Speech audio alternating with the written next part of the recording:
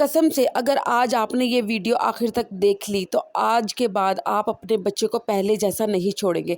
अगर आप समझते हैं कि आपका बच्चा मासूम है तो ये वीडियो आपके लिए सबसे ज़्यादा ख़तरनाक सच लेकर आई है, क्योंकि आजकल बच्चे बिगड़ते नहीं बिगाड़े जाते हैं और सबसे पहले निशाना बनती है इनकी मासूमियत। वो सवाल जो आपके बच्चे के दिल में है, अगर इसका जवाब आप नहीं देंगे तो कोई और देगा, और वो जवाब ऐसा होगा जो इसकी पूरी ज़िंदगी बदल देगा। ये कहानी नहीं, हकीकत है। हर इस घर की जहाँ खामोशी को हया समझ लिया गया है। आज मैं वो पर्दा हटाने जा रही हूँ जिसके पीछे वो सच छुपा है जो हर वालिदैन को जानना ज़रूरी है, क्योंकि एक छोटी सी गफलत आपके बच्चे का मुस्तकबिल छीन सकती है।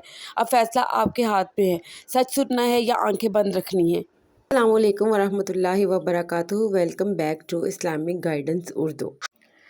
आपका बच्चा खामोश है मगर इसका जहन सवालों का कब्रिस्तान बन चुका है। अगर जवाब आप नहीं देंगे तो गली का आवारा दोस्त या इंटरनेट का शैतान दे देगा। पहली बात, खामोशी का जुर्म। आपका बच्चा कल रात मोबाइल पर क्या देख रहा था आपको नहीं मालूम, और यही सबसे बड़ा मसला है।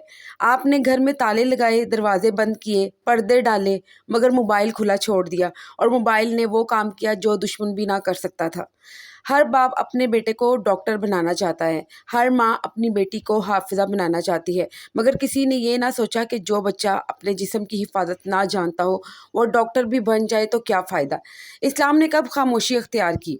ज़रा रुकें, एक सवाल करें खुद से, क्या कुरान ने हैज़ का ज़िक्र किया? क्या कुरान ने इज़्दिवाजी ताल्लुक़ का ज़िक्र किया?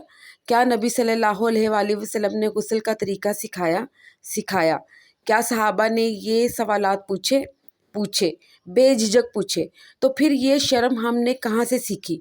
हज़रत आयशा रज़ियल्लाहु ताला अन्हा ने फरमाया, अंसार की औरतें कितनी अच्छी हैं, हया इन्हें दीन सीखने से नहीं रोकती। ये दीन की हया थी, इल्म से नहीं रोकती थी, और हमारी हया इल्म से रोकती है, जहालत को घर में बिठाती है। ये हया नहीं, ये गफलत है।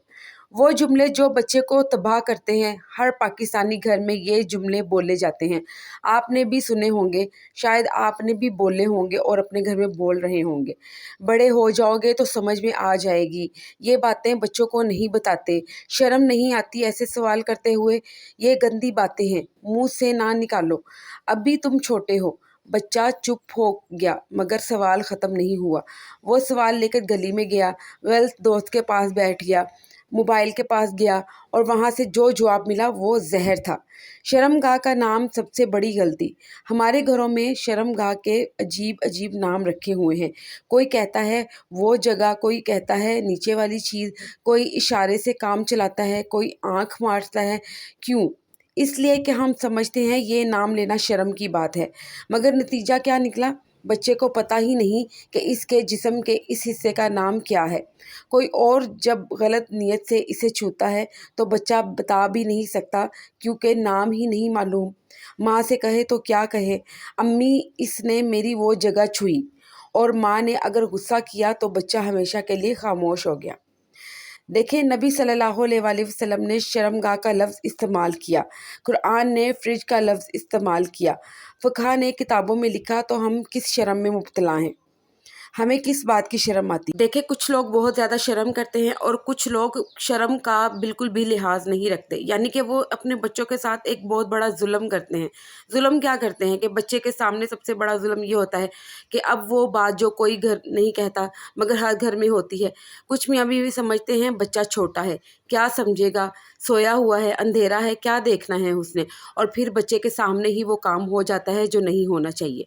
ज़रा समझें, बच्चे का ज़हन खाली कागज़ की तरह होता है, जो देखता है नक्श हो जाता है, जो सुनता है अंदर उतर जाता है, जो महसूस करता है फीड हो जाता है उसके दिमाग में। वो बोल नहीं सकता, समझा नहीं सकता, मगर महसूस कर लेता है, याद रख लेता है, और यही यादें बड़े होकर इसकी सोच बनाती हैं, इसका रवैया बनाती हैं, इसकी शख्सियत बनाती हैं। माहिर नफ्सियात कहते हैं कि बच्चा जब 5 साल की उम्र में पहुंचता है तो जो नक्श उसके दिमाग में पड़ता है वो ज़िंदगी भर नहीं हटता। हमारा दीन हमें ये सिखाता है कि 10 साल की उम्र में बच्चों के बिस्तर को अलग कर दो, और ये बात 1400 साल पहले हमें मालूम हो चुकी थी, हमारे दीन में आ चुकी थी। बिस्तर अलग करने का हुक्म क्यों दिया गया? इसलिए कि बच्चा देखे नहीं, महसूस ना करे, اس کا ذہن محفوظ رہے۔ یہ اسلام کی نفسیات تھی، آج کی سائنس اسے تسلیم کر رہی ہے۔ اللہ نے کیا فرمایا؟ اور اپنے آپ کو اور اپنے گھر والوں کو اس آگ سے بچاؤ جس کا ایندھن انسان اور پتھر ہے۔